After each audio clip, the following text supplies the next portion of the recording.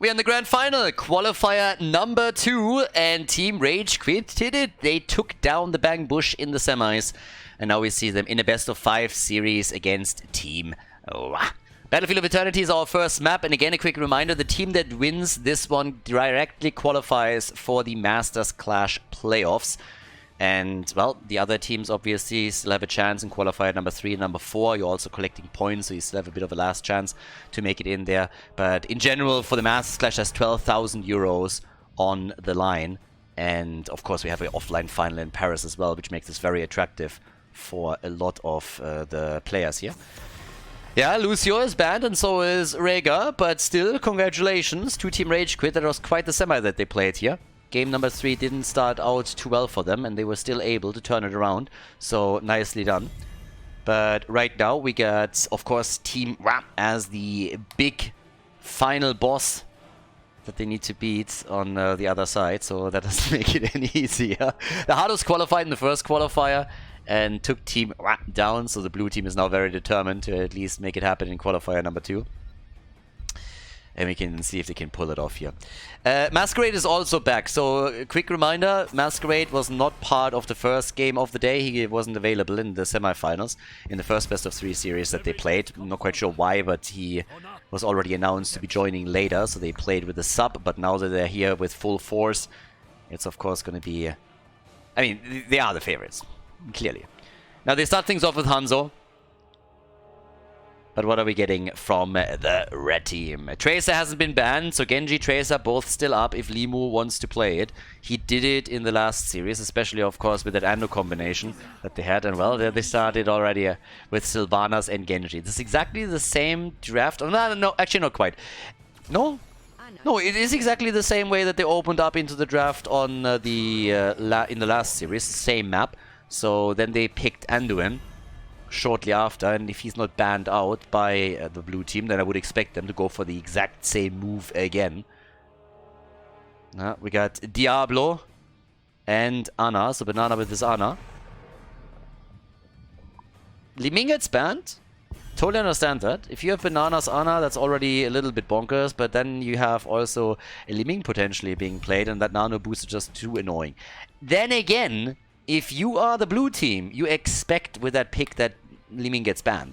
So you definitely, by definition, have a plan B. I mean, they're not picking Ana and then they're like, oh shit. They banned Li Ming. Now our whole strategy is ruined. What can we do now? There's nothing for us to do. So yeah, that's definitely not the way that they're looking at this. There's definitely a follow-up plan. Uther over Anduin. Okay, so they're gonna go for a Divine Shield plus Genji's follow-up. Oh, dirty. That is dirty.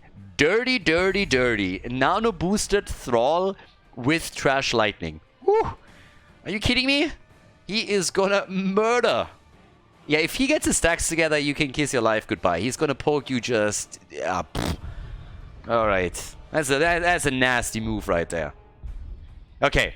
Last pick. Alex Batman. What we're gonna get? It is Stukov. Double support. Heh. With Vala I would have gotten it. But double support? With Genji Sylvanas? Alright. Haven't that seen in a while. Uther side lane? Okay. Battlefield of Eternity, everybody. Game number 1 in the best of 5 at the grand final. Let's go. Team against Team RageQuit. Game number 1 in the best of 5 grand final for qualifier number 2 of the Masters Clash. Dino on the left side. With Hanzo, we got Dequaza on Sonya, Ultralisk on Thrall, Banana on Ana, Masquerade on Diablo, and on the right side of the map, Shizakid with Nubarak. Down for life on Uther. We got Alex Batman on Stukov, the double support. No game, no life on Sylvanas. And Limu is playing Genji. Now what they could do, of course, is go for a 2-3 split instead and make also Thrall's life a little bit harder. He hasn't picked his talent yet, but I still assume that with the Nano boost he wants to go for Trash Lightning over here. Actually 5-manning the bot lane for now. Alright, fair enough. Let's go, boys. Ultralisk, there it is. Trash Lightning is already taken, and Masquerade is dead. Yeah, so much for that. So he got murdered pretty quickly there. Diablo already down. And that's 2 stacks for Thrall. Ultralis. Did you see that? Ultralis was literally just sitting here. That's clearly a sign that he's typing. Communicating with Masquerade, not even using voice, you know? That's how angry he is. Like, really? You're inting already? He's like, dude, come on. Up at the top, there's our 2-3 split. So it seems like that's actually what they're gonna do. We have Uther on the side lane, and Limo might occasionally pay him a visit. That makes it harder for Thrall to stack. But if he is able to complete that quest, then a nano-boosted version in the team fights is going to ripperoni pretty hard. But yeah, Genji's already on his way down to the bottom of the map, so Uther is already expected. He's side laning, as mentioned. And for now, we're going to get them with a bit of value here at the bottom of the map, but the invader's already there. Do they zip in? Yeah, there it is. They dive and they kill. Down goes Thrall and they steal the camp away. Limu, nice. Team RageQuit is pretty fun to watch. I gotta admit that. They have stepped it up over the last few weeks and months a lot. It felt always like they were the ones in danger of rage quitting, but lately they are just bringing the opponent to desperation and force them to rage quit the game pretty heavily. So for now, there's a few more stacks for Thrall. Again, he's gonna work it. Nice. Also a double connect here on the Wolf. Unfortunately for him, he doesn't have his level 4 talent yet. Always assuming he goes into stacks. If he goes for Frost Wolf Pack, that's what he's gonna be looking for. But there's also Stukov. And with Stukov and with Uther, it means that you have quite a lot of CC. Talking about CC, Masquerade redeeming himself a bit. Genji was coming in trying to go for a counter kill. Couldn't quite pull that off. Bananas Ana is pretty bananas. So when he is on his Ana, you have to be really careful. And yeah, obviously healed Diablo up without any problems. Top side, down for life against Dequaza. Sonya is already sitting there like, nah. Earlier we had Leap from the Quasar, might see it again here. 4 stacks. Oh, Dainu. Having some trouble with the campus, it seems. Needs a bit of an assist. Banana with the pew pew pew. And they are gonna be able to take it after all. But initially they looked kind of funny. So yeah, both teams with the Shaman camp now. Slight advantage in experience for the red team. Nothing crazy. Nothing really to write home about. So instead, up to the top. Here's the move. Yeah, well, actually, they're making the move at the bottom of the map, and that is a dead Anubarak. The cockroach has been killed. Yeah, got stomped out, but they're trying to go for some counter pressure at the top. Quasar, and he's dead. They get the counter kill, guys, and they got the camp pushing, and they're going straight for the fort here. In the meantime, the blue team is going for the halftime show victory. That's not too bad either, but honestly, what are you gonna... Ooh. Banana! Nice! Look at him! Getting a full connector with the sleep dart. But they take the fort down, and what are you going to do with the Immortal? The best thing that you can hope for is to take a fort. So they already got it out of the way. It's like, yeah, don't worry boys, we're going to take the fort, we don't even need the Immortal. Screw the first objective. We're going to go full Red Dota on them, play around them and run away. But they have still a chance to maybe even go for another kill. Masquerade! Uh-oh, yeah, they are going for that executed aggression again while their top is still being pushed. If they can get a little bit of damage on the shield, they don't even have to win this one. They just have to make sure that once it's taken by team, they're not losing their fort. That's all they gotta do. And now they even have a talent advantage. Nice, Ultralis completes his quest. That's already important. Has a few stacks together too. That really helps them. But it's Dequaza who might be in trouble here, especially now that Sylvanas has rejoined them. So they're still poking. Yeah, but can he go for a kill? Big engage, the stun, the zip. As we have Genji in the middle of the battle. Masquerade gets attacked and he dies again. That's Diablo down for I think the 2nd time. And Dequaza is also low. Good stunned and survives. I was waiting the entire time for Genji to move in here. That was a typical Genji move. Even if you die, you don't care. You go in and you kill that target. But they will lose the objective. That's a given. They can reduce the bleeding a little bit. And of course, now with 4 kills to 2, they've also taken a lead in XP. 7 stacks for Thrall. A bit too late to interrupt anything here. He has the Frost Wolf pack completed though. But now they need to try and defend up at the top. But I gotta say, Team RageQuit, very refreshing. I'm a fan. I like it. So this is still a big Immortal. And now you have to shut that thing down before it wrecks your entire fort, or the exercise earlier was more or less in vain. But they're burning it down pretty quickly here. We still got our 1 versus 1 down at the bottom of the map. Obviously, the Immortal is going to do some damage, but it's all about, can it take the fort down, yes or no? And they are poking. They got Sylvana, so the shield is gone. And Nuburak gets attacked. Doesn't even panic. Doesn't try and move out immediately. They all play around Stukov and the lurking arm here. Yeah. Stukov over here is... Stukov has done a pretty good job. Some really nice moves by him already earlier. But structurally, there's no denying it. Team RageQuit is clearly ahead now that they took the fort down. Bottom of the map. Yeah, seems like they are trying to go for Uther. And that's the problem with Uther. He's not really the quickest. Can't really run here. There's the... Yeah, he tried to dodge it and then he realized that he actually ran into the stun more so than anything else. So he dies. They're looking for a counter kill, but it's still a 5 versus 4 that they're playing out. So they should be very careful how they are trying to maneuver through this one. And it also gives Thrall another opportunity to add to his stacks on the level 1 quest. And, well, we have, of course, in level 7 with the Ancestral Wrath also a tiny nuke that is now available to them. Sylvana's top side. Level 10 is a bit of a problem. Not for the next objective, but it might help them to shed bot lane a bit further. But with Sylvana's taking waves down at the top of the map, they're not only catching up in experience, they might even be the first ones to hit the next level. So yeah, it's not going to be a problem down here. If anything, it's the number of heroes that they have to contest with. Arrow out, and they're trying to make a play instead for Genji, and they get him. Genji is down, and Stukov gets saved by Uther. Sylvanas, by the way, she's just split pushing. Yeah, that is... I mean, he's just sitting at the top and he's like, alright boys, I got this. You stick out at the bottom of the map, you defend our fort. I'm gonna take this one. And let's see where that gets me. So they take the entire wall down, even some damage on the keep. As long as he can Hearthstone out, yes he can, they're gonna be fine. Leap on Sonya, saw that already in the last engage. We got this time Earthquake, by the way, for Thrall, and no Sundering, which we've now seen multiple times, especially on this map. So in regards to the ults, a couple of changes. Unfortunately, no Nano Boost. I would have loved a Nano Boosted Thrall with a completed Crash Lightning. I think that would have been fun. But we get the Eye of Horus here. Instead, they go for Alex Batman, stun him into the Immortal Stun, and that is the end of the man with the big arm. But they get a counter kill. Sonya jumping in deep, and she is able to get another 2 kills. So now we got 3 eliminated, 3 kills, 2-1, a push down at the bottom of the map.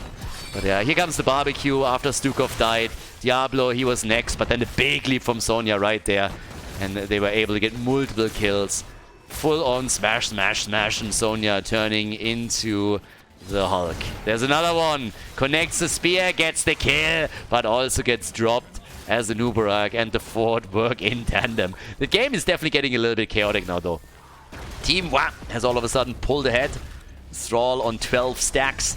8 kills to 6. The fort at the bottom of the map nearly eliminated in the halftime show, already lost. So the blue team is now on their way to lock in a second objective. The double support is starting to struggle a bit here.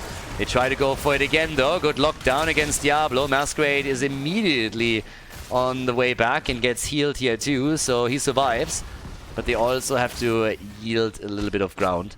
Obviously buying some time to get level 13, so that's the next one. And, well, what about Limu here? Has his quest completed on level 4. But can they go for an attack? Leap is back, by the way. Leap is back, and so... I mean, all of the ults are available now. Still have Cocoon missing. And also Genji's ult, but they will have them in a moment. There's the arrow. Shizakid gets out, gets leaped by Sonya. And Ana with Thrall, they move in and they take the kill. Now they go for the Quasar. They aim for a counter kill, and maybe they can even get Thrall here, but instead there's the Divine Shield. Can they get a kill? It doesn't look like they got the damage at this point. They need to somehow drop them here. Sylvanas is trying to help out, but he's already at full health again, thanks to the Ancestral Wrath and Ana's Eye of Horus, as Sleep Dart connects with Alex Batman, and he goes down. Alex is dead. Stukov died. That's 10 kills to 6, and they have the Immortal. And this time it's a big one. This is a big one, and now this is gonna hurt. Yeah, because not only is Sonya going to eliminate the fort at the bottom of the map, they're definitely going to lose the one at the top. And they might lose more than that. So, yeah, this is going to get a bit tricky. They're trying to drive this. They're trying to go in very quickly, taking a kill, but they can't. Remorseless is now in. 33,000 damage for Sylvanas. And more poke happening now. Alright, another quick stun against Uther. Again, the fort at the bot lane has already fallen. The one at the top is about to go down. And here comes the fight. They are hoping to find salvation and getting a few kills. Leap connects with 2. Arrow follow-up is on point. And that's a dead Uther. Uther is eliminated. There's the kill on Stukov and on Genji. So they are taking 3 heroes down, a 2-level advantage all of a sudden, and they are not stopping at the keep wall. No. They're taking the keep down 100%. Here's the fight. I mean, look at that move. The leap as it came in stunned out 2 of them, and then they're chasing, and that's just Hanzo doing Hanzo things, coming in with 1 kill, coming in with 2. It leads to a triple, and now they got the core open as well, so they're trying to make a play here. Masquerade gets locked into the stun and dies. But, well, the Immortal is still doing a bit of work here. Ultralisk is also very low, though, and might actually fall. Tries to lock him down, but the Nubarak engage from the side drops him. The core is losing a fair amount of hit points then again, but they get a kill on Ana too, and they might even get Hanzo. The brotherly damage, leap! Oh, and there it is. The kill. Little bit too eager. So it turns out that Hanzo is the better brother after all. But Sonya died too. So it's 14 kills to 10, but the Immortal has chunked down the core to 65%.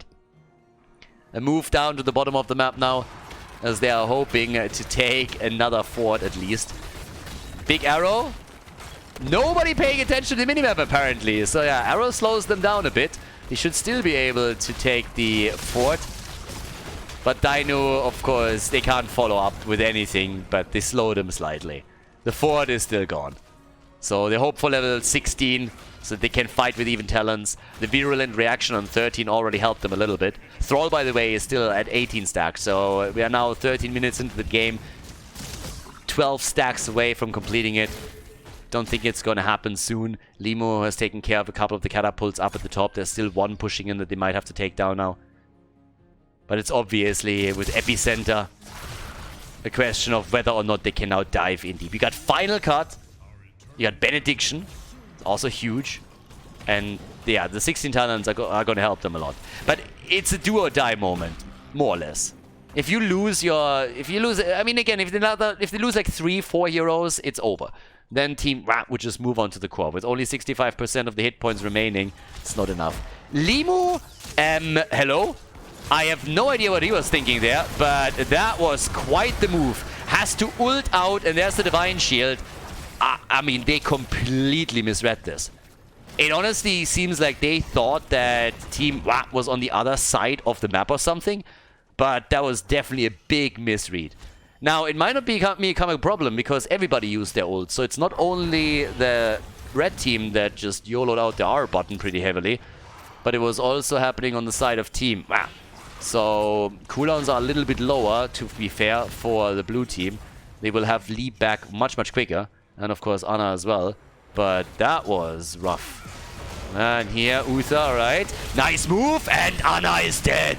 Ana is down. That was big. The support is gone, and now they go for Masquerade. Diablo, he doesn't have his souls together. He dies. Guys, that's 2 down. They got Sylvanas. Keep Sylvanas in mind. They can go for the keep. They're already here. They're already here. But Genji dies. If Genji doesn't die, they might go for the core. I don't think if they do it now. 21 stacks, they still might. They still might try. The halftime show is already over. They're diving in. They want Hanzo, and they got him. Hanzo is down. This could be game. This has to be game. This will be game. If they can take Ultralisk down, then 100%. But even without it, this should be it. He's so low, it doesn't matter. The Beetle takes him on. He just got beetled. Ultralisk gets beetled. But they wasted enough time. Ana was trying to get some kills here with the Eye of Horus. That nearly worked as well, but not quite. 15 kills to 15, 18 to 18. But I think Team was very, very concerned that they could lose the game right there. And it didn't happen, but boy was it close. That was really, really close. 59,000 damage by Sylvanas now. And they win the objective. They take it. They actually got it. Oh boy. Oh, now it's down to the bottom of the map. What a map. Team RageQuit, again. Not shabby. They are getting better and better and better. Alright. So, we have an opportunity here. With Sylvanas, take down the keep and go for core. There's a chance. And, by the way, guys, never forget, no matter how this game ends, Ultralisk got beetled.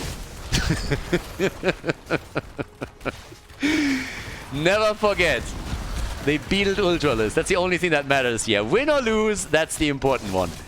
But yeah, here comes the play. They're closing in on 20. Both of the teams are. But the Immortal has already lost its shields. I don't think they get more than the keep itself. And they are already falling back here. Honestly, they might not even get the keep now. Okay. I mean, they're afraid of level 20, I get it, but that feels unfortunate. Then again, better safe than sorry, but are they safe? The beetle soaks the spear, or that could have been a disaster. There's level 20. The wolf missed as well. Wailing arrow. No game, no life. Hanzo's arrow still up. Leap! And... oh, Sylvanas! The divine shield! Uther! And he's dead. Uther is dead. Pick your ult! Pick your ult! And he takes it! He has redemption. He's gonna be back to business. Actually, was too late, right? Yep, was too late. Was too late already. So, Uther is dead. And he will be down for another 47 seconds. Which is not too bad. There's not that much to take on the map. A couple of camps, but he can deal with those. Yeah. What are we getting for Nubarak, though? That's quite the game here. Yeah. So, we got 15 to 16. 25 stacks for Thrall. Yeah, that's a problem too. I mean, it might be one of those better late than never situations, but if Thrall still gets his stacks together and that helps him to win the game, you know, why not? Currently, he's sitting at 55,000 damage. He's nearly top damage of the team. If he is able to get the last stacks, then he definitely will be. Masquerade got baited in a little bit too deep and might pay the price here. Ana keeps him alive. Rest of the team is still trying to get some value, but Uther is now back to business. Uther is back to business. They still need to deal with those catapults. There are way too many of them. Thankfully, they have Sylvanas here, so she just burns all of that down within a few seconds. They need to take care of the Shaman too, but the halftime show might still be a loss for them. Shaman gone, catapults gone, bot lane still under pressure, but as long as they save the core for now, they're going to be Gucci. Well, they pressure them back again, and there is always epic enter for Nubarak, his 16. If he epically enters that backline again and threatens Ana. Look at this, they're wrapping around already. They want her, they want Ana, but instead they go for Sylvanas. The blue team takes Sylvanas down. Alex Batman is in trouble. Goodbye, Stukov. They try to get the kill back here, and they might be able to, but yeah, Genji dies too, and that's game. 3 heroes down. There's number 4. That's dead. This time Uther's gonna come back, but I don't think it matters. They're not even bot. Well, are they gonna go for it? Really? Yeah, I was just about to say, they're going to take Uther down again, which they pull off right here. And then it's time for the top lane move to go for the game. With 65% on the core, there's absolutely no reason not to. You know you can win this for sure. The lead for Team... But kudos to Team RageQuit for putting up quite the fight here. Very well played by them, and they nearly caused an upset on the first map. But the blue team, they lock in the victory as they take them down and win the first map of the best of 5 series here at the grand final of the qualifier.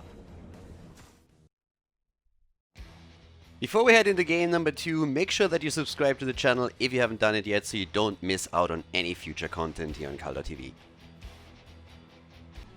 Second map of the series. Great job by Team RageQuit so far, but it wasn't enough to take a win. So now we're heading into the second map with Towers of Doom. Team obviously eager to lock in that ticket for the playoffs. They want to go to the Masters Clash. I mean, a lot of French players, of course, on that team too, so they don't want to miss out on it, and they also don't want to go to qualifier number 3.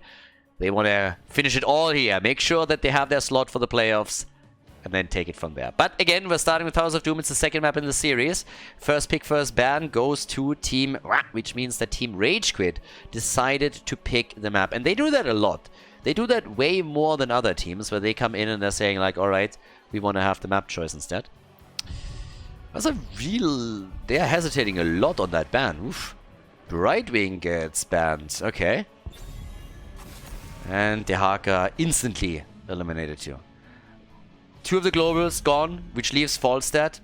The occasional Viking game is obviously played on Towers of Doom. I mean, it went so far that 1 or 2 of the teams already tried to go for Samuro.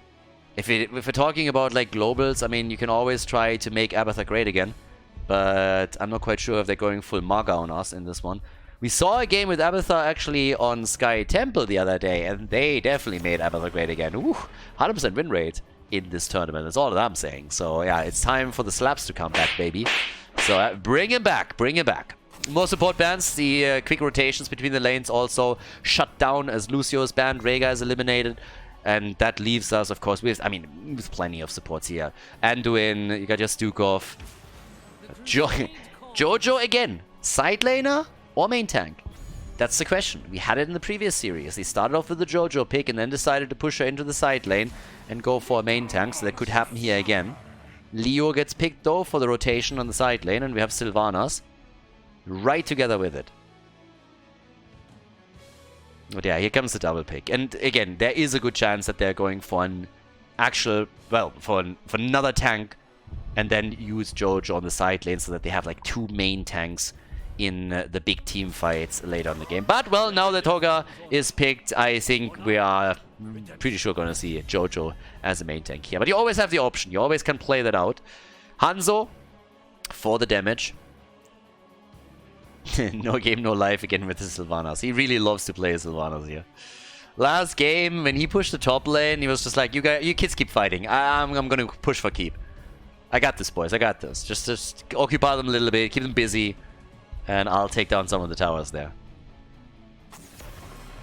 We haven't had him IF today. But if you're up against Ultralisk, then this is, of course, one of the heroes you gotta ban out. Or you might find yourself in real trouble there. Yeah, well, final ban. Could ban out Limu. Could try and target him a bit. Played a lot of Genji and Tracer.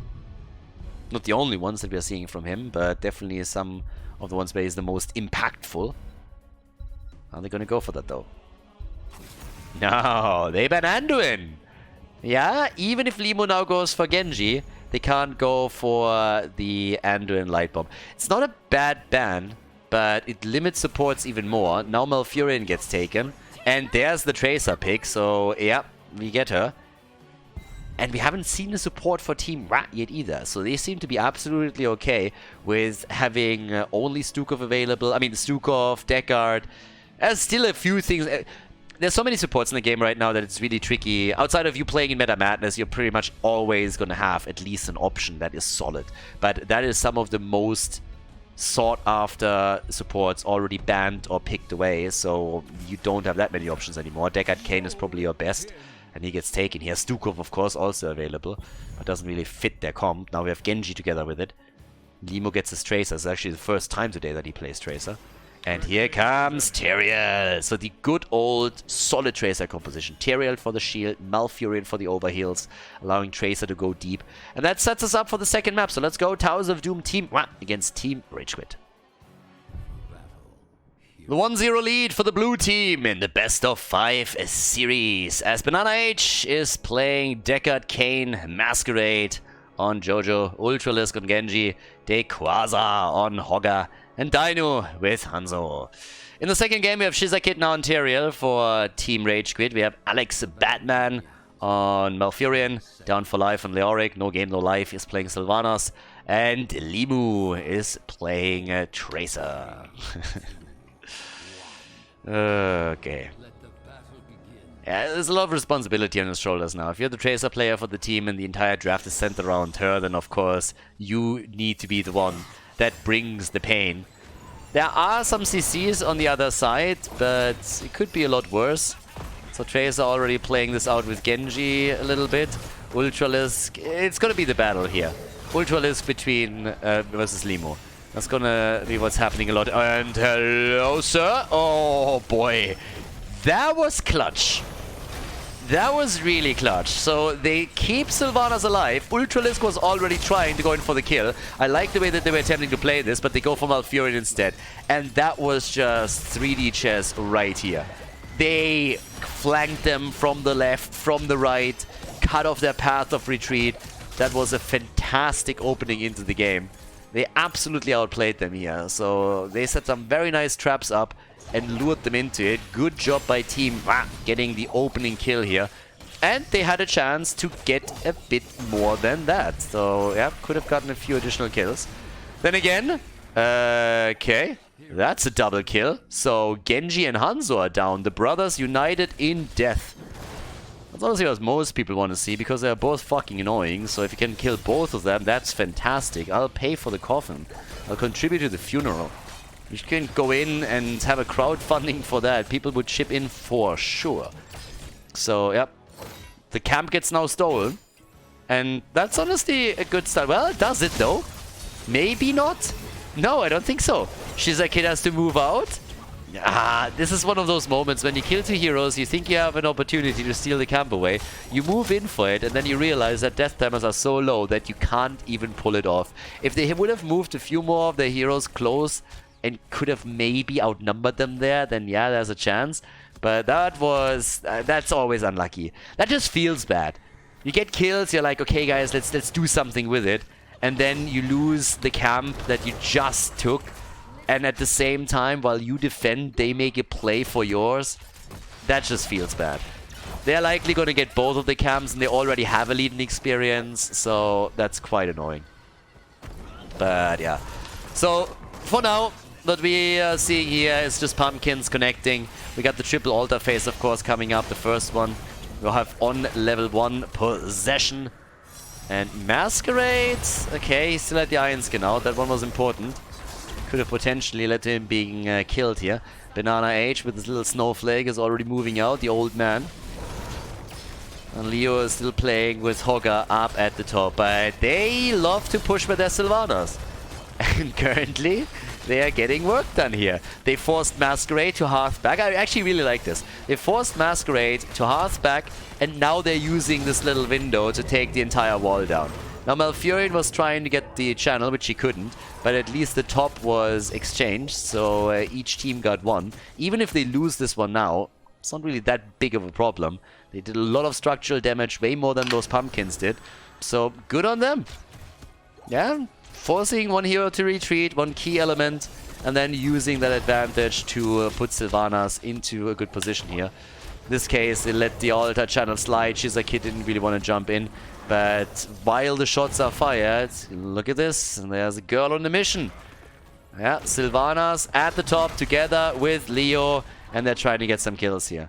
But Genji is now moving in. I don't think they can get a kill, but the early level 7 is of course a bit of a nuisance. So we have a lot of action happening on the map here, and even Quasar finds himself in trouble. Leo's now coming in, and he's not the only one. So yeah, they're playing with vision a lot here, but Ultralisk is just a bit too experienced. Gets the kill. Helps, of course, that Dino joined them too. Down for life, nearly getting a kill on Hogger, but couldn't quite make it happen. So yeah, they're trying to go for Malfurion, but he is moving away just in time and past the gate. Now up at the top, Limu wants a kill and he gets it, but there's a shot straight between the eyes as Hanzo takes Trace out, and now Leoric dies too. Dainu was low and so was Ultralisk, but it's still enough to get the kill. Action all over the place. 7 kills at the 4-minute mark. And they are, of course, desperately trying to get not only that gap in experience close, but also pull a little bit ahead here. But I like it. A lot of aggression between them. We now have a move for the camp. Again, obviously important enough. Bot lane is the most important lane. If you get control there, you cut the other team off that bottom altar whenever it spawns, and you also can escort those pumpkins on both camps through towards the death zone and then get points against the Nexus. So, yeah. But again, 7 kills in total, and if this fight down at the bottom of the map lasts a bit longer, then level 10 is an option. But at this point, it seems like they want to go for a quick and dirty kill on Dino, who is able to jump out. But that was still a close call. If he dies here, they have a problem. And Banana H might still fall. Limo moves in, but he also has to retreat and gets murdered. Yes, they got the retreat point locked down cold. They needed a kill and they didn't get it. Level 10 is so close. Even Dequaza survives. It's really unfortunate for them. The arrow is used right away. Level 10 is there, and of course that leads to a slaughter. That was predictable. Once that you weren't able to get those kills, you needed to back off much, much quicker. With Tracer falling, the need was even more urgent. They get the shots fired, but there is a gap now, and a significant one at that. The thought was a good one, though. Going for Dino this early and nearly getting Hanzo killed was great. If they can pull it off, they're in a good shape. But then going for Deckard Cain, even there, if they get the kill, they're Gucci. But they miss both of them, and then level 10 kicks in. They lose Tracer, they lose 2 more. And now, of course, it is a bit of a momentum game that's being played here by Team One, as they are more than a level ahead of the opposition. Yeah, level 10 is finally there.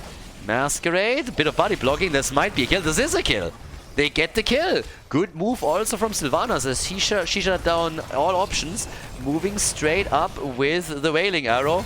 And here comes the X-Strike as Ultron is alive. Sanctification! But Malfurion wasn't in range, so he's dead. And so is Teriel. Trying to use the trade here clearly. And he gets damage in against Dequaza, but I'm not quite sure if it's enough. That's a great in 2, but they need the damage to take him down. And Hogger gets crushed. No game, no life. Gets out, maybe, but Limu probably won't. Oh, he gets the connect and he pops Hanzo.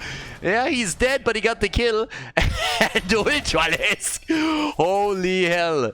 He survives thanks to Banana H providing potions all around. No game, no life is so low. He can't stay there. Dude, you can't go for this. If he Swift Strikes you and is able to connect more damage, you're just gonna die here. But they're fighting still for the altar, and I could certainly respect that. So, good stuff. Altars are activating in 10. They're fighting for position here, and they might just have it. They're trying to force Masquerade back again. And he is dropping rather low. So, Deckard Cain has to do his best, but at least one of these altars should go to them. I love the aggression in the game. Everybody's just fighting and going bananas on this one. Sylvanas is now trying to go for the middle. They make a play for Banana H again as Deckard Cain is slowly walking away here. Oh, Malfurion. Yeah, talking about old geezers and their walkers. So Malfurion is down, but so is Hogger. Stay a while and get wrecked. They try to go for the kill and then... Oh, the arrow as a follow-up. Sanctification. Beautiful. And Ultralisk is dead, but so is Tracer. Kill for a kill time and time again. Sylvanas aiming for the channel. Tyrael is down and no game, no life. Needs to get the hell out of here. Dodges 1, dodges 2. And Dino... Ah, he gets away. He got out. 13 kills to 8. They are turning this map into a graveyard. It's 21 kills, everybody, and we're not even at the 10-minute mark yet. More than 2 kills per minute. Deckard Cain is the only one that follows social distancing rules and keeps himself alive. Yeah, the old man, he has a lot to lose here. Definitely in the high-risk group. They want him. But they couldn't get him even once. And the altars are not done yet either. So there's still an altar up for the taking. And Masquerade is a bit far out here at the bottom of the map. There's the Entomb, and that was a solid one. But Tracer is the one that dies. And that's just unfortunate. Tracer is down. Masquerade will die. They get an arrow on Malfurion. He just gets popped time and time again. That guy is just not doing anything. Too squishy. And I gotta say, banana. Ah, there it is. They take the supports down on both sides. Wailing Arrow, Leo down, Sylvanas in again, trying to go for Dino. Sanctification already used. Dino, and he's at 5 hit points and he dies. So did Tyrael, by the way. So Tyrael is dead too. It just doesn't stop.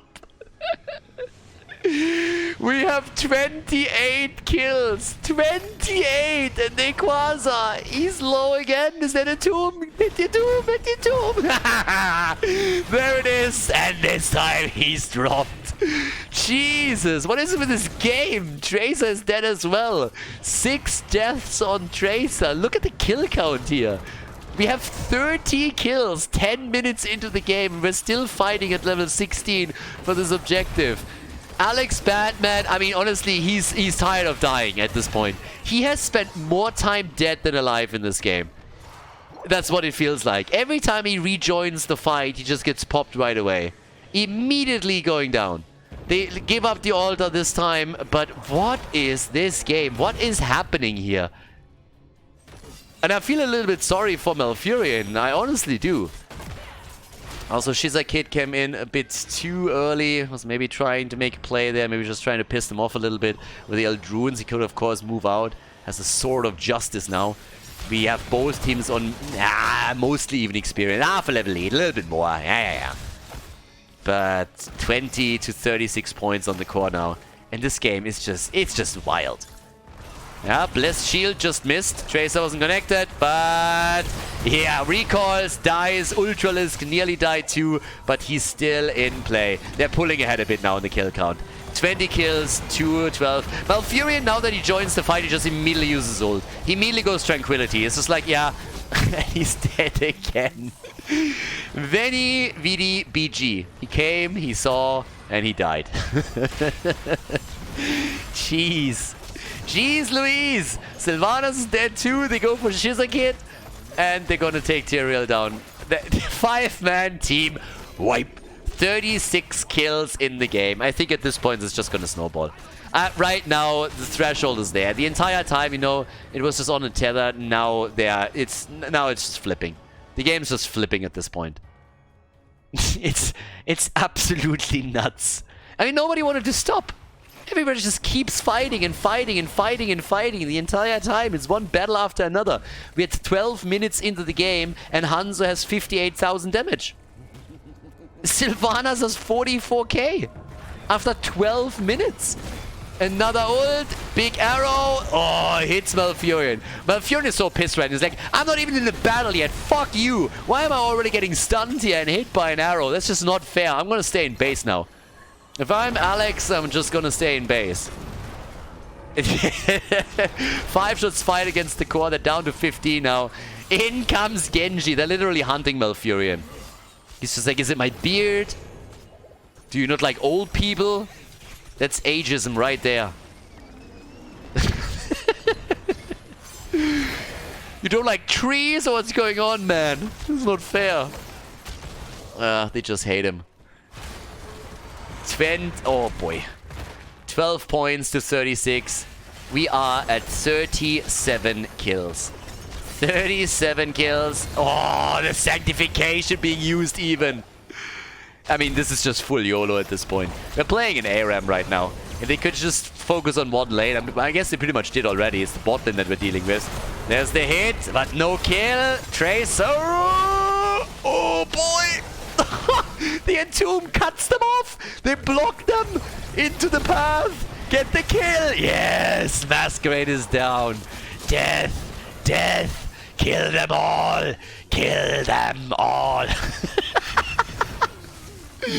Oh god, he survived. Genji survived. They're retaking the bell tower.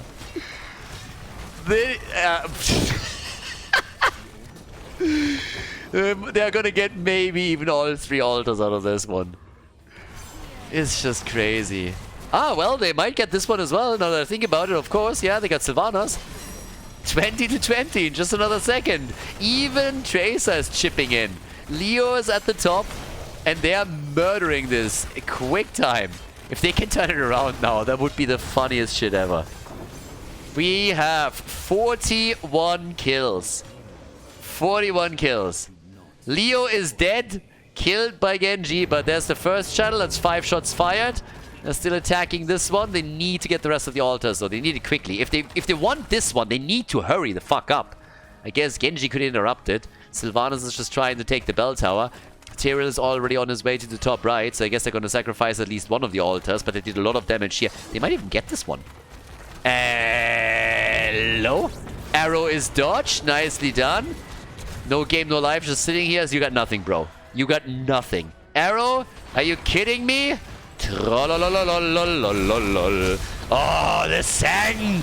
Negating nearly everything that Hogger just threw out. They're turning it! They're turning it! Banana is dead.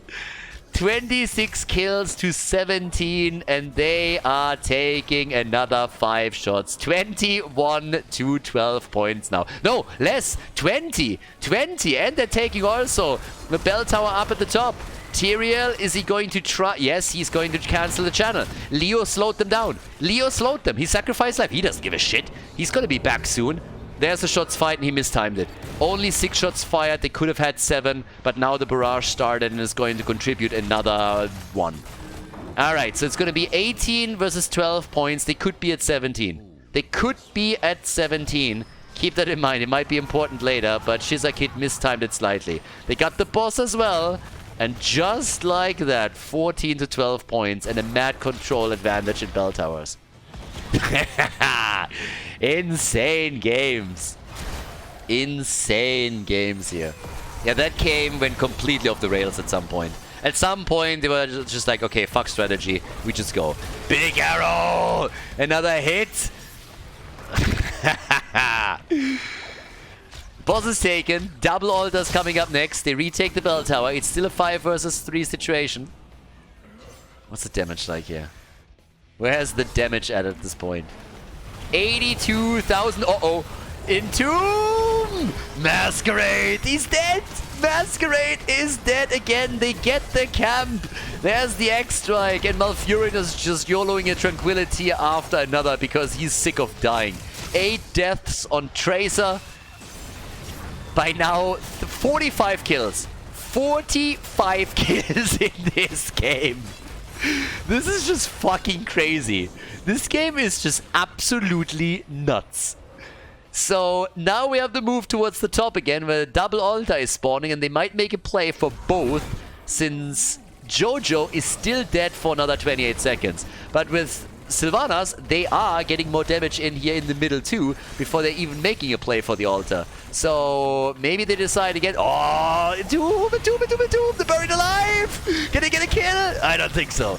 That's a little bit too much to ask for. But they are pushing their Quasar, and they get the bell tower. They get the bell tower. No, they don't! Ooh, yeah, they do. Shizakid takes it. Shizakid takes it, but they couldn't get the altar. But they should at least try to get this one. Hello. You probably need a little bit more than Tracer here. Boys? That is optimistic to say the least. So, yeah, that's 2 shots fired, but you need more here. You can't get that greedy. Guys, this is a 5 versus 5. You can't just simply abandon that. So, they were trying to take the camp at the bottom of the map, of course, but still. Gonna need to be a little bit more diligent about the altars. There's the sand, and the Quasar is dead. Look at that buried alive. Oh, baby! Banana Age and Masquerade, they're both gonna fall. Masquerade is also gonna fall. Can they potentially end? Leo is down. They need that belt. They can end this game. Guys, this is fucking game! 5-man wipe! They just need the bell tower. They just need the bell tower. And this is game. Tracer, she can wait for... she doesn't have to. It doesn't matter anymore. This is over. They take the bell tower and this is over. Boss is up in 2 minutes. Nope, she's actually cancelling. So yeah, Limu is cancelling again. Needs to wait for the 7. Does exactly that. The barrage is starting. And they cannot retake in time. This is game.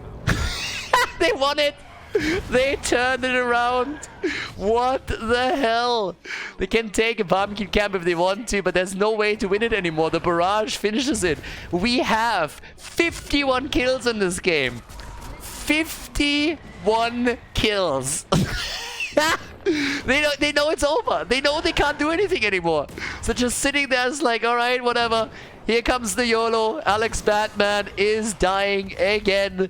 And the last shot is coming in from the right. GG as Team RageQuit ties the grand final of the tournament.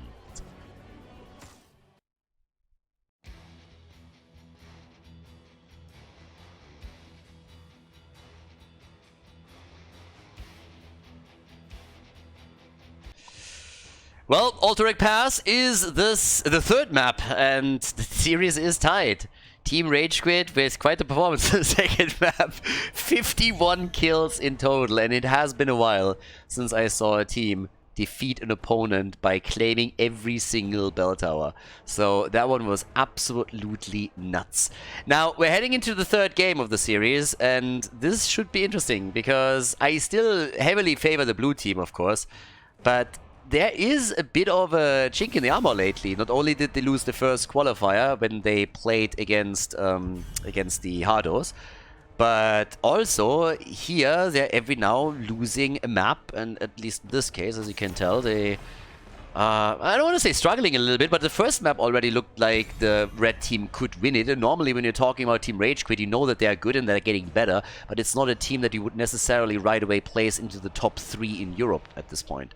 So I feel it's going to be wild to see the next few tournaments that we have in the future and how the teams are going to perform there and how much Team RageQuit can maybe shake the status quo up a little bit. Either way, we have Jojo banned. We got a ban on Junkrat. Aldrich Pass, obviously big map, so I at least expect a ban on Lucio too. Sylvanas is already taken away. But Lucio is normally a very straight up ban here. I guess Falstad and Dehaka will very likely play a role as well. But yeah, let's have a bit of a look what the priority here is. Because they're obviously thinking this through too. But they banned Tyrael, so is it a Lucio first pick for them now? To empower those quick rotations? Or do they go maybe even for the side laner instead? There's a couple of real powerfuls that he could pick up now. It's getting real interesting. There's so many ways how you can now handle this. They go for Hogger. They go for the side laner. So they keep the support up. And there's Tracer and Nubarak. Alright. Dainu, he saw the Tracer plays in the last game and he was like, that looked like fun. You died a lot, but you also got a lot of kills. That looked like fun. I'm going to do that too. I'm going to show you how it's done right now. So he can try and pop off with this Tracer now. And we still have Lucio available. We still have Rhaegar up. Dehaka is up. Falstad can still be claimed. A lot of heroes that are very, very good on the map. And the pick... Hanzo and Brightwing. Yeah, Brightwing obviously also fills a very similar role to what Lucio can help you with. He's a little bit more omnipresent everywhere. Yeah, it's not too bad. So... how much deeper can they go on this one? I gotta admit that this is quite a fun series. This is very, very entertaining. And if the game right now is anything like the games that we've seen before, that would be pretty cool. We have the ban on Diablo. On top of that, what else are we getting? Lucio, okay, he gets banned, so I expected him to be picked way earlier than this, but at least they're addressing him on the third ban. They don't allow them to just simply zip across the map with him and threaten those side lanes even further. I was honestly a little bit shocked that he wasn't picked until now. But still. With that, what else are we getting? They still need, of course, their support with the Nubarak. I mean, you could play Malfurion, but they go for Rhaegar. This is a more prominent pick, for sure. But with Tracer, you can make the Malfurion argument. With the Nubarak, you can follow up with the Root on a stun. We've seen it actually a few times in, I believe, this tournament. I think it was yesterday. In the group stage, that is exactly that style has been played. And now we go for the final double pick. At least for the red team. What's the main tank? Vala! Vala and Muradin! Okay, Limo is usually ballsy enough to go into an auto attack style, despite the fact that, that he has only one support. Against that lineup, though, that would be quite the play.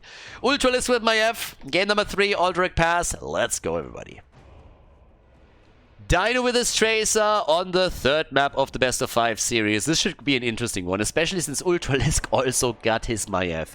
So the two of them with some of their favorite picks already. We got Banana H now with Rega, Masquerade on Nubarak, and Dayquaza on Sonya. On the right side of the map, she's a kid with Muradin. Limu on Vala, hasn't made a choice yet on level 1. Down for Life on Hoga, Alex on Brightwing, and No Game, No Life on Hanzo. Limu can't really go for auto attack here, right? Against Maiev? Holy shit, he did it. The mad lad. That man has a death wish. We are very likely gonna see Leap again from Dayquaza. He played it now twice already today, and I see no reason why he wouldn't in a game where Masquerade can set up the stun for him with an engage. And on top of that, you have Maiev played by Ultralisk and Tracer by Dino. And you go for auto attack? What? I mean, the reasoning at this point for him has to be that he doesn't care if he dies. Since they are not playing with Vala as a solo carry, there's no hyper carry style, he just doesn't give a shit if he dies. He's like, alright, if I die, that's whatever. If I can survive, that's fantastic, but as long as I get some stacks in and then can play with Manticore, we're gonna get pressure on Tracer, we have the auto attacks against her. So, yeah. At this point, I mean, again, he's fully okay with falling here. I would be shocked if he doesn't die a couple of times. The auto attack speed is gonna be gone.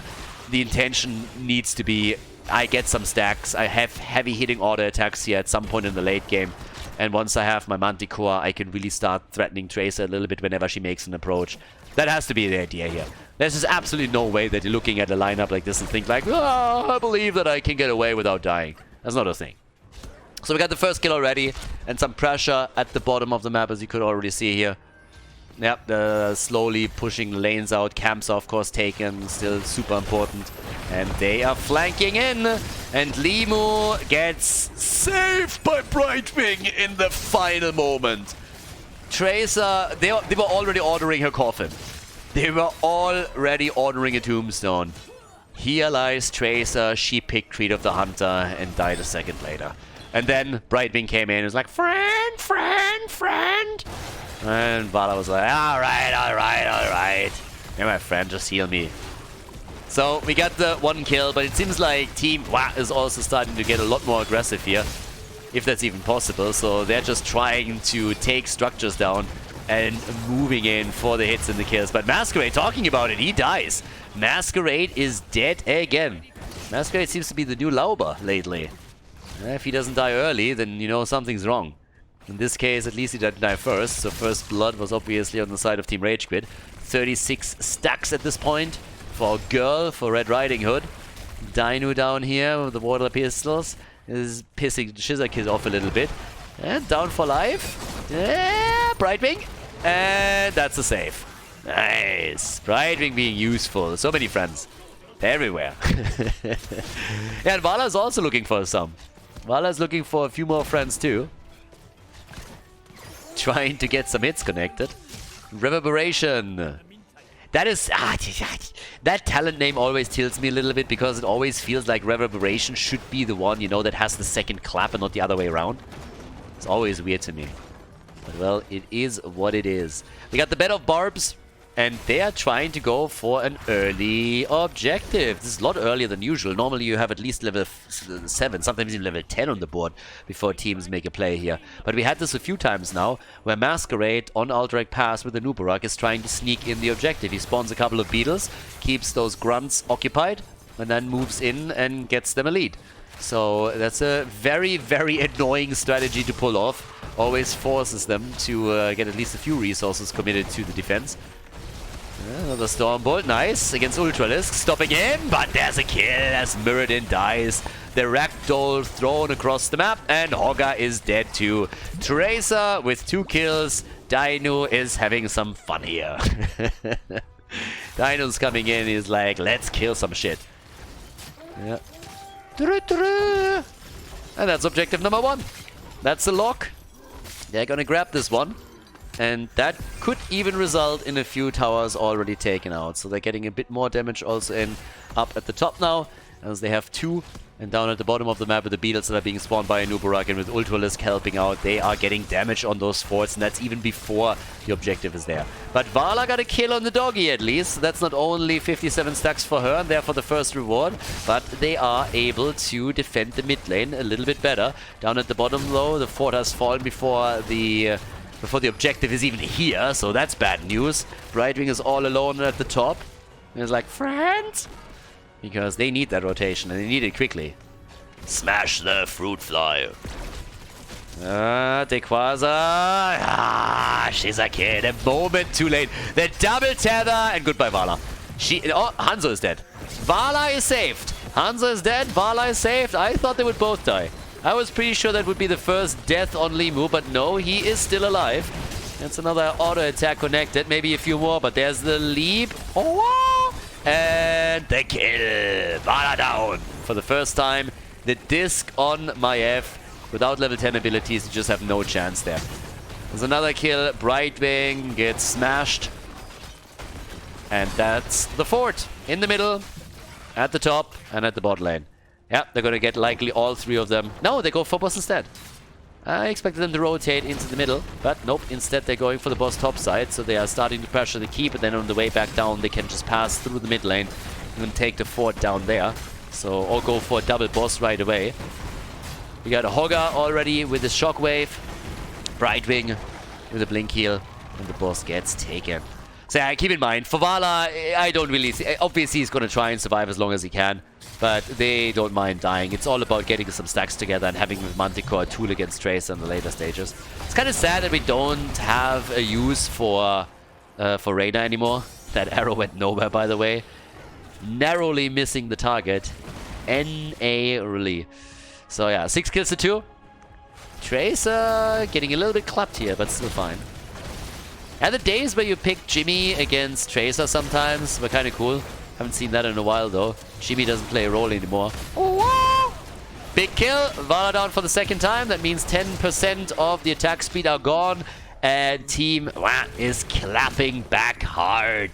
They got the kills. They move in the middle. They take the fort as expected. And as all of this plays out, we have at the top the boss going through the wall. So things are looking pretty good for Team WAP. Then again, they also did in game number 2, and we all know how that ended. That was an absolute slaughter, and it all started with one single team fight that Team RageQuit was able to win. Can they do it again? That's a different question. 20,000 damage for Hanzo. They're trying. There's the disc. They go for Muradin. The dwarf in trouble, but he survives. Limu also does, but barely.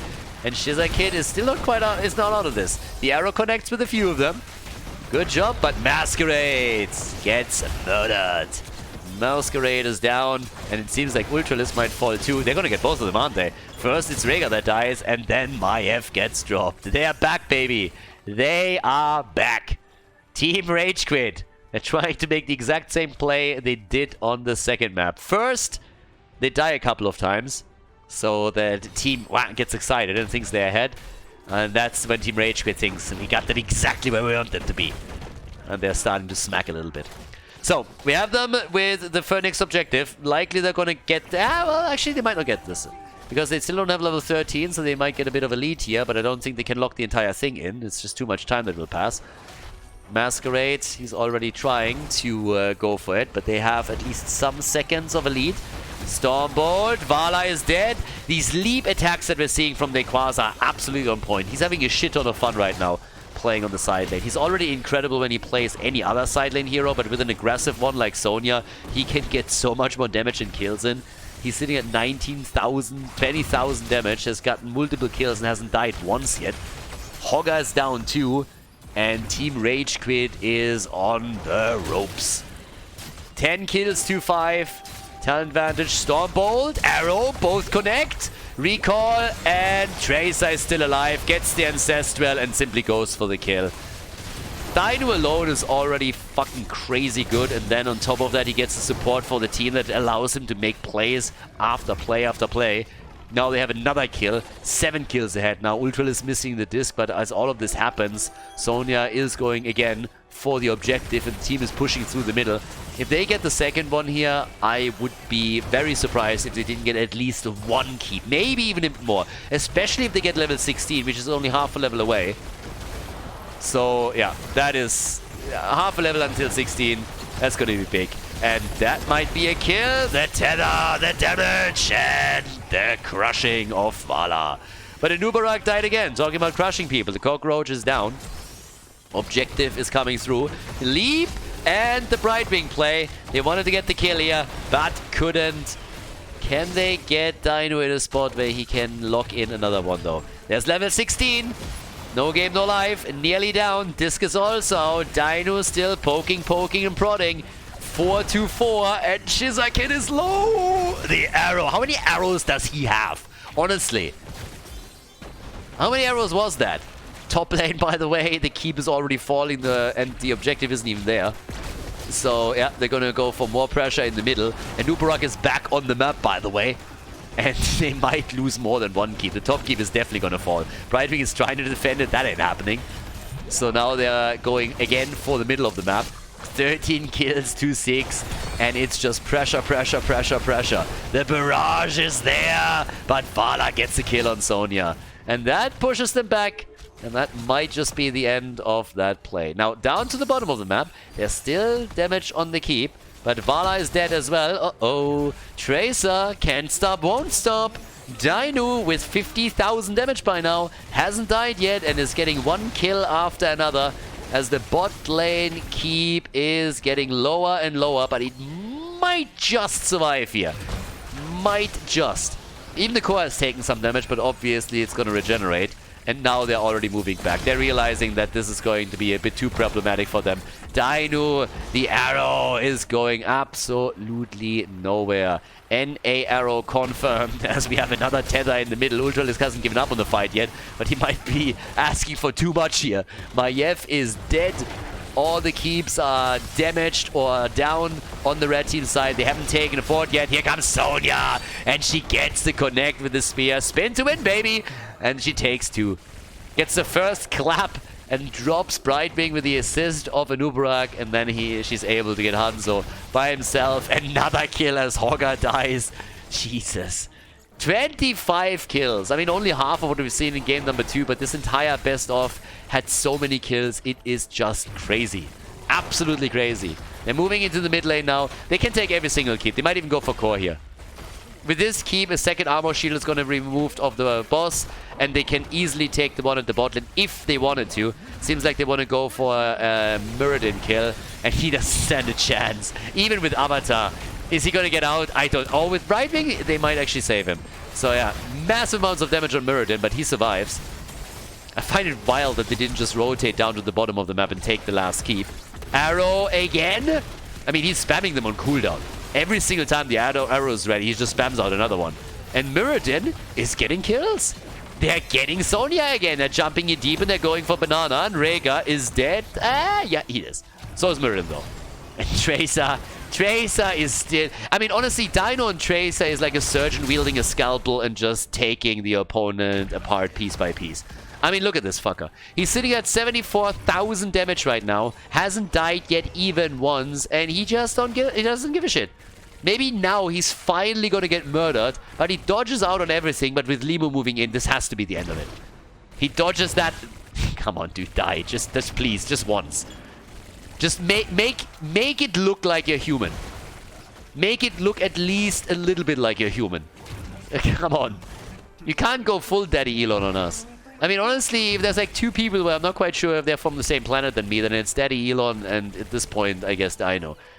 Like, they're trying to trap him left and right, and he's just like, yeah, no, I don't feel like dying. I tried it once, I didn't like it. It was a bit boring. I don't see the appeal. So yeah, let's just not do this anymore. So Dino just zips out. He doesn't care. Bot lane keep nearly gone. They are closing in on level 20, by the way. And Dino is doing Dino things. He's like, ooh, a boss. This is gonna take an hour, but I'm gonna take this one. I'm gonna take him. Just watch me. And I was like, yeah, we know. Let's go and assist you a little bit. And I think the two are... At this point, it's so well known what they're doing whenever Dino is gone. They have to check this out. But instead, it's the objective that they're aiming for. So they're a little bit spread thin here. You want to go for the objective and defend that, but at the same time, you already know that Dino is doing something down at the bottom of the map. Arrow is dodged. Nice, I like that. Also dodge on the Storm Bolt. We try to go for another kill. And Muradin is dead. Muradin is dead, and well, the boss is still going to be taken. So, yeah, easy. Just kill him first. Big leap. Missed opportunity, of course, for Sonya. Didn't go for the crater, but they got 1 kill, they got 2 kills, they got 3, and they go for 4. The quad kill. 24 kills, 212, 36 in game 3. Dino with 85,000 damage, no shield, no armor on the core anymore, and that's a 2-1 lead for Team in this best of 5 series against Team RageQuit. Crazy stuff. GG. And well played. They want another kill. They're getting another kill. Everybody gets a kill. That's it. The lead for Tiwa as we are headed towards game number 3.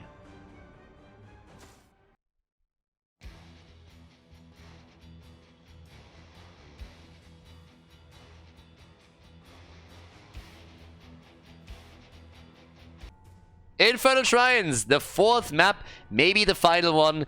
Can Team get the ticket here for the playoffs? Yes or no? Can they win the best of 5?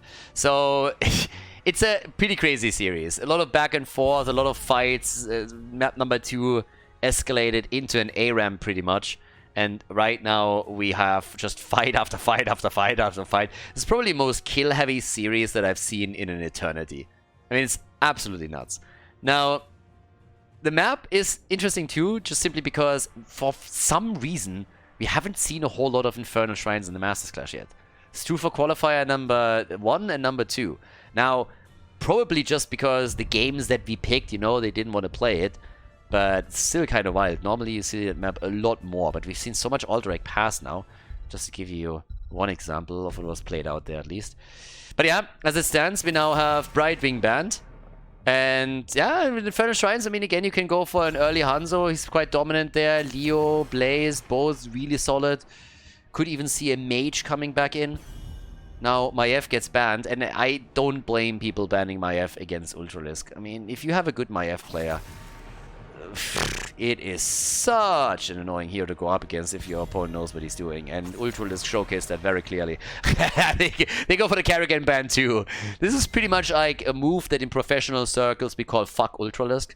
So they are literally just banning him out. And they're just saying like, screw that kid. Yeah, we're just banning everything that he's good at. And it's really annoying when you are finding yourself in a spot where you, on the one hand, want to ban out Dino's heroes, but on the other hand, you have Ultralisk on the same team, and you have to address him somehow as well. I mean, can't ban them all, right?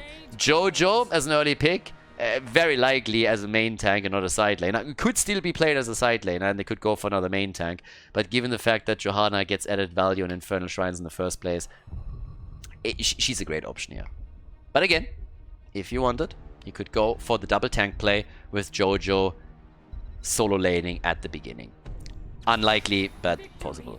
Sylvanas for no game, no life. Once again, definitely a preference pick for him. We've seen in the previous games why. For a good reason, obviously. Banana H locked in Rhaegar first. There's quite a few camps on the map where he is super useful with his lightning shield. But even outside of that, of course, when you're talking about the objective itself, he is very, very powerful as a support. Now, as we are going straight for our next double pick, what does the blue team aim for? Tacita! Look at you! A little bit of OP Protoss, huh? And Dequaza on the Haka. So we got a global. We got Tacita in the house. We've seen him. I've seen him once lately. Yeah, full Protoss. Damn those Archons. As a Zerg player myself, my heart bleeds whenever I see those guys being picked there. So, yeah. But, well, we got Diablo banned out, so no wall stuns. Tacita possibly going full Archon on us here. And what's the final ban? What are you going to get rid of? Limu? Are they going to target ban him again? Or do they instead just go for a support ban? It's Falsat. They go for the birdie. They get rid of the global. They have the Haka. They don't want anybody else to mirror that. So the bird gets banned. And that leaves us with a quick double pick on Genji for Limu. Yeah, he played a lot of Genji today. He played one Tracer game, but outside of that, it was pretty much Genji, Genji, Genji, and even with a light bomb. So they are going for the double plays here. Genji and Anduin, light bomb play with the engage. And off we go. Final double pick for the blue team. We need a tank, and we need a bit more damage. Either with a double front line, or with another range damage. Either way, here's Ultralisk, and we got TRL, so we got a triple.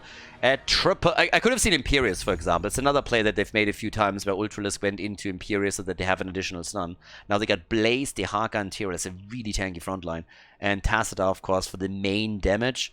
But yeah, that is very, very tanky as a lineup. And they still need a side laner or a main tank, again, if they want to swap it around a little bit, so they can do that. So we got Down for Life as the final pick for map number 4, and it is Hogger.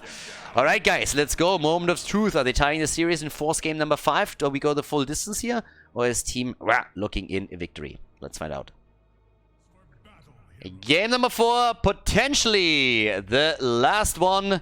So let's get things started here and see if we get a winner in this one, if you crown a champion for qualifier number 2, or if instead it is a 5-mapper between the two teams here. On the left side for Team, it's Ultralisk. We currently have him on Dehaka. We got Dino and Tacita, Banana H on Rega.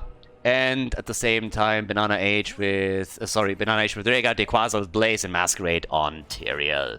Over on the right side of the map, we got Shizakid on Johanna. And, well, let's see what Alex Batman can contribute with his Anduin. Down for Life on Hogger, Sylvanas by No Game No Life, and Limo played by Genji. And off we go. So far, in the little skirmish here in the middle, we haven't seen a kill, but we might get one now. Ultralisk, Low tries to get away with a quick burrow and is able to escape. But yeah, that could have been a little bit dicey. So he's able to make his way out of this. We already have a couple of force walls on the ground as well. And Banana H also is a bit low, and it seems like, Anduin, the helping hand over here. Yeah, good for him. That was a bit tricky, because in that situation, he apparently thought that he could jump out and then miscalculated slightly, so Anduin had to move in and yeah, pull him out of harm's way. The extra pressure on Rega was of course quite nice, but nobody got a kill in the first few seconds here. So either way, as it stands, we now have still the rotation between the mid and the top lane, mid and the bot lane between the two. All 3 camps, or the most important camps at the bottom, are located there. Nice force wall, good stun, and there's the kill. Jojo is dead, everybody. Yeah, Limu also nearly going down here, but so did Banana. All of them losing a lot of HP, but only one hero fell. And now with Rega, they of course have the clear power to take these pretty quickly. Dino with all of the AoE that he contributes here can do the same thing as well, so good for him. We have Sylvanas trying to get a camp on the right side of the map right now. But they're busy at the bottom of the map, at least locking in 2 out of the 3. So a slight advantage right from the beginning for Team. Nothing too crazy, but as usual, it's quite important that you get those small advantages over an opponent, build on them, and then start to slowly but steadily expand that and snowball it. Spay game definitely on point on both sides, so good for them. The camp has already been taken, but they were trying to take it down early. And yeah, they're getting it here. They might even be able to get a kill. They're already blocking Shizakid off again. And Anduin is the only one who could save him. They're obviously heavily banking on Anduin being able to get that. But the drag on Sylvanas! And she goes down. That was real solid. That was a long distance tong right there. I mean, maximum distance for sure. So he gets caught, and that's the end of it. Nice move by Ultralisk. And there's another wall. And Shizakid is about to get away. Yeah, honestly, if the Donald would have known about Tacita, he would have just hired him. Build that wall. Tacita is building walls like so quickly. I mean, honestly, it is a miracle. Wall after wall. The gate here walled off. Nobody escaping. And Tacita is just moving in once again to cut them off. He's done it several times right now. And the man is an absolute miracle. I mean, he learned the trade, you know, like back in the day. Maybe it's not the most solid wall, it appears after a while, but yeah, you take what you get, right? So, first objective is up. And there is a bit of a lead for the blue team already. 3 kills to 0, of course, lead them also to an early level 7. But I gotta admit that Team RageQuit is keeping up in experience. That's quite important, because you need that talent for the fight here. You need to make that happen. Tacita, they're isolating Jojo again. They're trying, but they leave a bit of a gap, and that allows Johanna to get out of this. So, yeah, another quick hit here towards the middle. 25 stacks by now for Team RageQuit. They're actually starting to rage it up a bit on the objective. If they can lock in the Punisher, that would be kind of neat. They're at 30, and there's level 7 for both teams now. They might have a chance. They might actually be able to take this. Nice dodge on the jet propulsion. No stun. They're trying to go for it again. Dino is low. 37 to 34. Who takes it? Seems like, yeah, the blue team loses Tacita. They lose Rega. But they kill Genji and they take the Punisher. Nice. So, another 2 die. Oh, they're not stopping with the slaughter, do they? Ultralisk wants another one, but the slow is there. Shiza Kid. Okay, he's going for the Iron Skin. I was for a moment just thinking, dude, get the hell out of there. If he drags, then you are going to be in trouble again. But as you can tell, they bait the Punisher over, and there's nobody that can push with it. There is nobody that can push with that thing. So the Frozen Punisher goes a little bit to waste. He's one of the strongest ones. There's an inbuilt Sylvanas trait, but they can't get a whole lot out of it. So it's 8 kills at the 5-minute mark. We have level 8 for both teams. Camps are taken again. And there's another jet propulsion straight down to the bottom. But I like it. Nobody is... Even with this potentially being the last map, Team RageQuit, they aren't afraid. They're fighting. And this is exactly what they do here. It's a beautiful wall.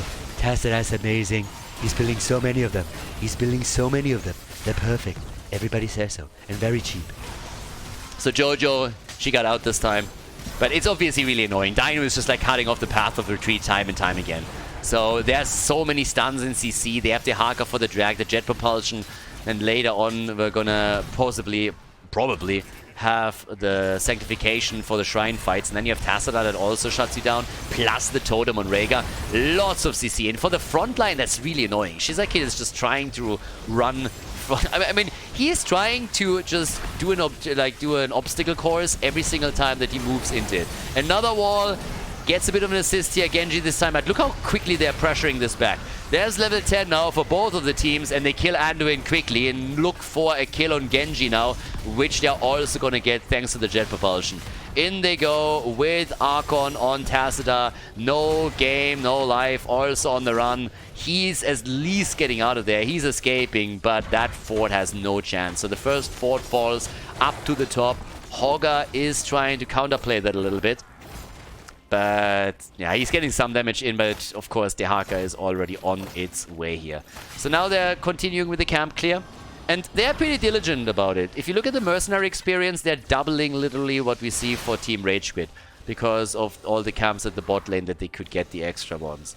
So first fort is down. Good pressure. We got a Mortar Punisher coming up next.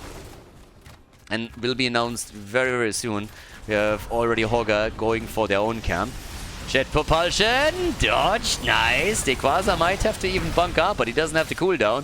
Thankfully, the rest of the team is fighting for him here. We got the shield for Masquerade and also Rega, but there's the light bomb engaged. They're still believing in their chance to get a kill here, but he bunkers up quickly. Gets burned down, but that's just a cooldown trade. And again, Dequaza missing the jet propulsion stun, and this time he goes down. The Ancestral Healing was too late. What a stun! Nice! Hogger! Beautiful combo there. That shockwave was solid. And now they use Sylvanas again to push this further. Every time they get a few kills, they're trying to take the lead here. Yeah, well done, well done, well done. Now, we have topside the announcement of the shrine. And with Rega down for another 6 seconds, there's pretty much no doubt that if they rotate towards the top... Oh, they get another one. They get the Haka. I gotta say, Team RageQuit, they are impressive today. I don't know what it is. If it's Team Ra just really starting to struggle a little bit, if the other teams are just getting better in Europe. but it's not that easy anymore for the blue team to win these things. Now, don't get me wrong. They're winning still all the big ones. They won another X-Cup playoffs. But there are now quite a few teams that at least make it difficult for them. Make it a lot harder for them to get to that point. Level 13 talents. They will hit for both of the teams at the same time. They're slowing the rotation down. They're poking this out a little bit. Remorseless is in for Sylvanas, who's, by the way, already struggling after eating that combo from Dino. The wall is in, and Alex doesn't care. He just pulls the target out once more. Once he has level 16, he's going to get the second charge on it too. That's going to be quite nice as well. But yeah, it is party time here on Infernal Shrines. Oh yeah. 35,000 damage for Sylvanas. She's going for a battle with Tassadar. And they are dead even on the Shrine minions as well. As the engage, once again, driving a little bit of a wedge between them. But the isolation is hitting Genji, and Limu dies. There's Sanctification empowering the play even further. Now they go for Sylvanas. She's on the run. The Shrine is abandoned, at least for now. Ultralisk maybe a bit too deep, but the Ancestral keeps him in play. Then again, Dino's in trouble, and Down for Life wanted the kill, but couldn't get it. He went too deep and pays the price. So that's a second kill against them, and here's the Punisher. They trigger the jump. Oh boy. The jump triggered before the gate, and now they can go for mad damage and maybe even more kills. They come in for Alex Batman. Anduin is down. Both Blondies died. All three of them went down. They get 3 kills, and that's a total disaster. That's a nightmare now. You have the Haka to deal with on the side lane, so that's a problem because he's going to get the extra experience lead. Then you lose the fort at the top. There's multiple heroes that died in the process, and the blue team can now move into the middle, try and aim for another fort while you have to defend top side so that you don't lose the entire wall at the keep. That's rough. That's really, really rough now. They were keeping up for such a long time, but now it seems like they're going to lose control. Not only is the blue team doubling the kill count, but they also have a level 16. That one's way more important. Yeah, it's kind of crazy. And one electric fence after another is being hit here. They're isolating them as best as they can. Genji barely makes it out. Try to go for another light bombing edge. They're fighting. They don't have level 16. They don't care. They're looking for kills, and that was a nice clump up that they used for damage. But then Sanctification came in. If they can maybe now follow up on it and take someone in the backline out, that would be a good first step. They go for Masquerade, and he dies, but so does Genji. Can't capitalize with a Swift Strike reset. We got no game, no life. Low Shiza Kid is on the run too. Should make it out here. Still has his trade up and uses it immediately. Ooh, what a series here. That team, they're stealing the camp now. At least they're trying, but they're all low. Imagine Genji here. Genji could clean this up. Absolutely clean house. But yeah, it's not quite there. So once again, they're making another play for Ultralist. They can't get the kills. They just can't get the kills. They lose Sylvanas. They lose Anduin. They lose Shiza Kid. Banana Age. He is getting out. The wall on top of him so nobody can even get close. And Down for Life. he gets dragged into another attack and is barely able to spin away from this. The top lane gets pressured now to 16 kills to 7. I mean, this is getting so nasty over here. They are making another play for the bot lane now as they're looking to see if they can maybe take... Yeah, if they can maybe take down Genji. And honestly, they just might be able to grab him here. And coming in again, and yep, there it is. Genji dies. They have level 16, but that doesn't really help them if they are once again down in numbers. So, yeah, brutal game at this point. They're just really, really struggling to get a foothold here. And Team is running that momentum down to the bottom of the map in an attempt to take that wall out. Because the next shrine is on the bot lane.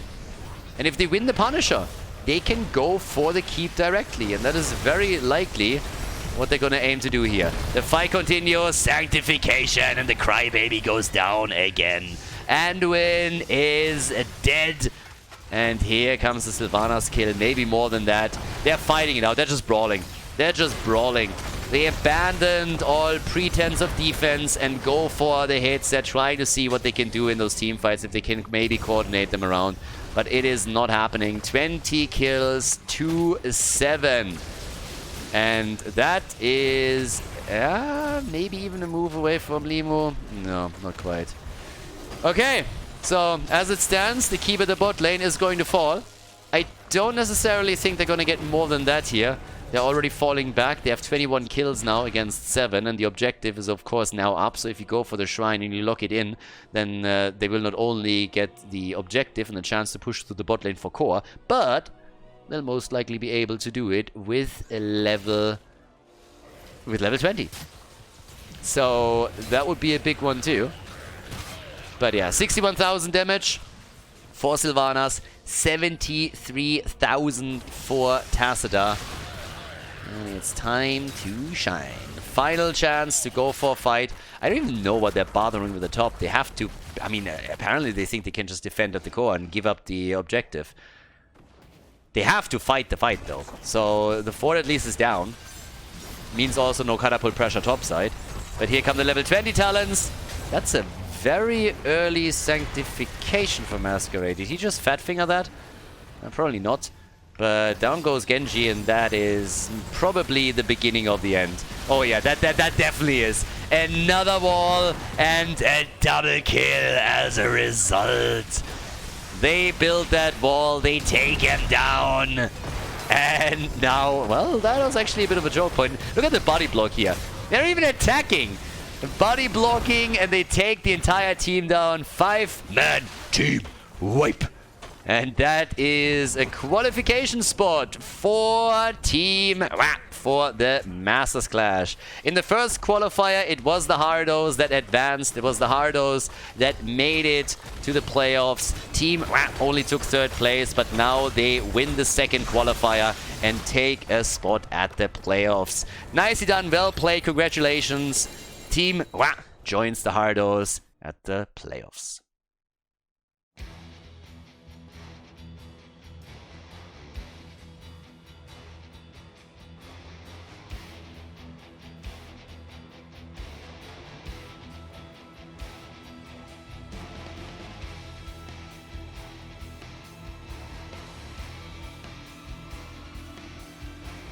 Thank you everybody for watching the video today. I hope that you enjoyed the show and the commentary. And keep in mind that the spoiler protection that is going to run for the rest of the video is made possible by all the support on patreon.com. So guys, if you want to support my work, if you want to help me start new projects and keep the spoiler protection in place, please consider heading over to patreon.com/Khaldor. There's also a link in the YouTube description, and check that out. Thanks in advance, and see you guys next time with more esports coverage here on Khaldor TV. Have a great day.